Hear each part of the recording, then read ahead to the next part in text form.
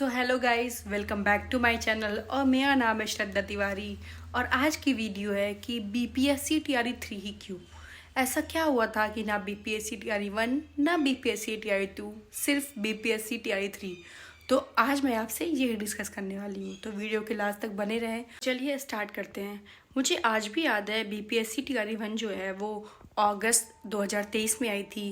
And I think सितंबर में उसका exam था और अक्टूबर में रिजल्ट आया था। वो रात मुझे आज भी याद है जब रिज़ल्ट आया था, क्योंकि मेरे सारे दोस्तों का, मेरे सारे जानने वालों का सिलेक्शन हो चुका था और मेरा सिलेक्शन क्यों नहीं हुआ। जब कोई फॉर्म भरेगा तभी तो सिलेक्शन होगा। जी हाँ, मैंने बीपीएससी टीआरई 1 का फॉर्म ही नहीं भरा था। एक्चुअली मुझे ये था कि 2024 में इलेक्शन है तो मेरे स्टेट में, जो कि उत्तर प्रदेश से हूँ मैं, तो मेरे स्टेट में वैकेंसी ज़रूर आएगी और अपने स्टेट में जॉब करने की खुशी अलग होती है। सो मैं उसका वेट कर रही थी। माना मेरी मिस्टेक है, मुझे फॉर्म भरना चाहिए था शायद उस समय।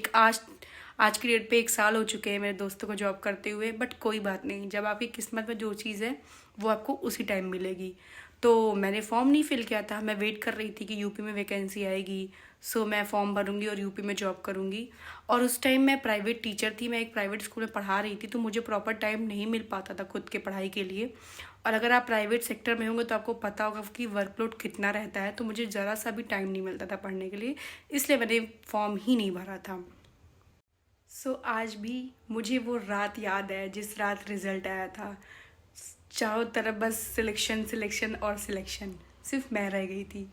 थ्री इडियट मूवी में वो कहते हैं ना कि अगर आपका दोस्त फेल हो जाए तो बुरा लगता है, बट अगर दोस्त टॉप करे तो और बुरा लगता है। वो लाइन मैंने उस दिन महसूस की, क्योंकि मुझे बुरा लग रहा था क्योंकि मैंने फॉर्म क्यों फिल नहीं किया। I was happy for them, क्योंकि उन्होंने मेहनत की, उन्होंने फॉर्म फिल किया तो उन्हें मिला, बट मैंने वो चीज़ किया ही नहीं था तो मुझे कैसे मिल जाता। बट मुझे ये बुरा लग रहा था कि शायद मैं फॉर्म भरती तो मेरा भी सिलेक्शन हो सकता था और मैं भी गवर्नमेंट टीचर बन सकती थी, बट कोई बात नहीं। फिर उसके तुरंत बाद आया बीपीएससी टीआरई 2, और उसमें मेरे जैसा जितने भी लोग थे जिन्होंने फॉर्म फिल नहीं किया था सब जाग चुके थे। और सीट 1000 सीट आई थी, बट लोग तो पता नहीं कितने सारे थे, कितना ज़्यादा कंपटीशन था। जिन लोग टीआरई 1 में चुके हुए थे वो सबके सब तैयार थे कि बस मौका मिले बस। तो मुझे ऐसा लगा कि टीआरई 2 में अगर मैं फॉर्म फिल करती हूँ तो पहली बात सीट कम थी, कंपटीशन बहुत ज़्यादा था, तो इसलिए मुझे लगा, और मुझे पढ़ाई करने का मौका नहीं मिल पा रहा था, तो मुझे लगा कि मुझे फॉर्म नहीं फिल करना चाहिए, क्योंकि कहीं ना कहीं खुद को समझ में आ जाता है कि लेवल क्या है और किस लेवल का एग्ज़ाम होगा और कैसे कितने बच्चे हैं, तो मैंने छोड़ दिया। टीआरई 1 जो है वो मैं फिल ही नहीं कर पाई, नहीं किया मैंने क्योंकि नहीं करना। और टीआरई 2 मैंने खुद से नहीं किया क्योंकि कंपटीशन मुझे ज़्यादा हाई लगा।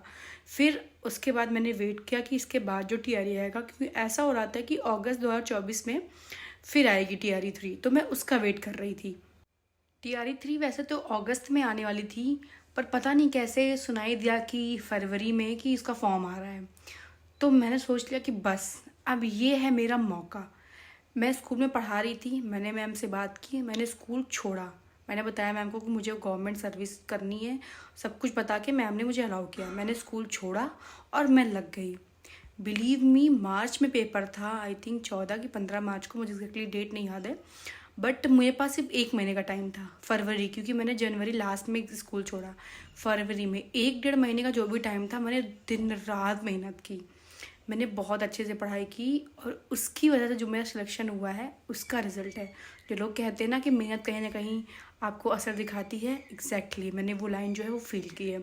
तो मैंने फेब में पूरा फेब और आधा मार्च तैयारी की, और मार्च में एग्ज़ाम था टीआरई 3 का, जो कि आपको पता है पेपर लीक हो चुका था। पेपर अच्छा हुआ था, उसमें भी मेरे अच्छे मार्क्स बन रहे थे। तो पेपर देख के जैसे ही हम लोग लौटे खुश थे, क्योंकि पेपर अच्छा हुआ था। पेपर देने के बाद समझ में आ जाती चीज़ें कि कैसे क्या होने वाला है, तो मैं बहुत खुश थी। बट जैसे घर पहुँचे पता चला पेपर लीक हो चुका है। दुख तो बहुत हुआ, बुरा भी बहुत लगा, क्योंकि मेहनत करके गए थे और पेपर अच्छा हुआ था। बट अच्छा ये लग रहा था कि पेपर लीक हो चुका है, इसका हर चीज़ क्लियर है, अदरवाइज़ कंपटीशन हाई हो जाता और बहुत ही ज़्यादा कट ऑफ जाती। तो लगा ठीक है कोई बात नहीं, एक बार और दे लेंगे, एक मौका और मिलेगा। फिर वेट हुआ, फिर जुलाई में पेपर हुआ, तब से वेट करते करते कब आएगा रिजल्ट, कब आएगा रिजल्ट, एंड फाइनली रिजल्ट आ चुका है और सिलेक्शन हो चुका है। तो ये सब मैं उनको बता रही हूँ जो सोच रहे हैं कि उन्हें गवर्नमेंट टीचर बनना है। TRE 4 बहुत ही अच्छा मौका है, बहुत ही ज़्यादा वैकेंसी आ रही है, तो बहुत ही गोल्डन चांस है, तो प्लीज़ इसे मिस मत करना। अब आपको समझ में आ गया होगा कि BPSC TRE 1 या 2 क्यों नहीं, 3 ही क्यों। तो इसलिए 3। और मैं आपको एक ही बात कहना चाहूँगी कि कोई भी मौका सामने हो प्लीज़ मिस मत करिए, मेरी तरह मिस्टेक प्लीज़ मत करिएगा। कोई भी मौका हो, फॉर्म फिल करिए, एग्ज़ाम दे जाइए, कभी भी कोई भी एग्ज़ाम मत छोड़िए ये सोच के कि हम नेक्स्ट टाइम कर लेंगे, क्योंकि दूसरा मौका भगवान नहीं देते। वो हम लोग अच्छे हैं, लकी हैं कि भगवान ने हमें दूसरा चांस दिया, बट हर किसी को दूसरा मौका नहीं मिलता है। तो जो भी मौका मिले उसे ग्रैब कर लीजिए, तुरंत तुरंत उसको ले लीजिए। तो इसलिए BPSC TRE 3। और अगर आप बनना चाहते हैं गवर्नमेंट टीचर, आपके पास है एक सुनहरा मौका BPSC TRE 4 को क्लियर करने का और 2025 में गवर्नमेंट टीचर बनने का, तो मौका मिस मत करिएगा। अच्छे से पढ़ाई करिएगा, खुद पे और भगवान पे विश्वास रखिएगा, सेल्फ मोटिवेटेड रहिएगा। और कुछ भी जानकारी हो तो आप मुझे मैसेज कर सकते हैं, मैं ज़रूर रिप्लाई करूँगी। और मेरे चैनल को सब्सक्राइब करिए और सब में शेयर करिए। Thank you very much.